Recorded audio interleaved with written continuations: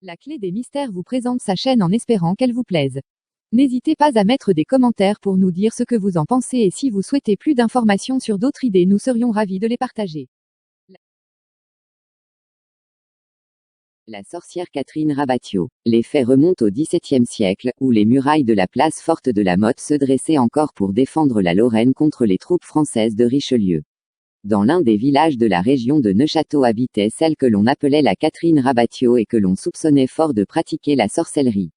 On contait qu'elle jetait des sorts, qu'elle ensorcelait les agneaux et qu'elle avait même le pouvoir de changer le lard de la soupe en pierre à fusil. On la voyait quelquefois à l'église mais elle ne trempait pas ses doigts dans l'eau bénite et ne communiait pas.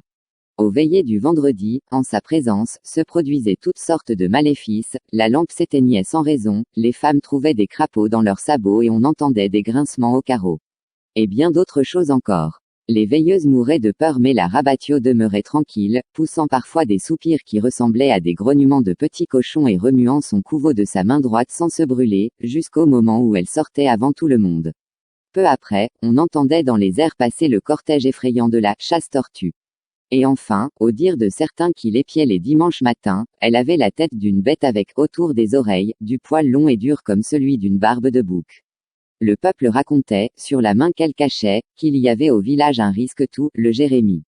Cet homme s'était battu un peu partout et n'avait peur de rien. Il fit bénir son arquebuse et une balle et toute une nuit, il guetta le retour de la Rabatio. Au petit matin, il vit arriver une louve marchant debout et tenant dans la patte droite un balai de bouleau.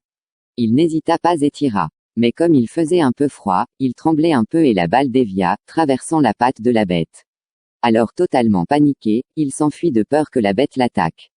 C'est depuis ce temps-là que la Rabatio tenait sa main cachée. La sorcière est morte pendant un orage. Dans son lit, on ne trouva qu'un crapaud crevé. Avant de mourir, elle jeta un sort à ses bourreaux. Le prêtre qui avait béni la balle se noya dans la Meuse.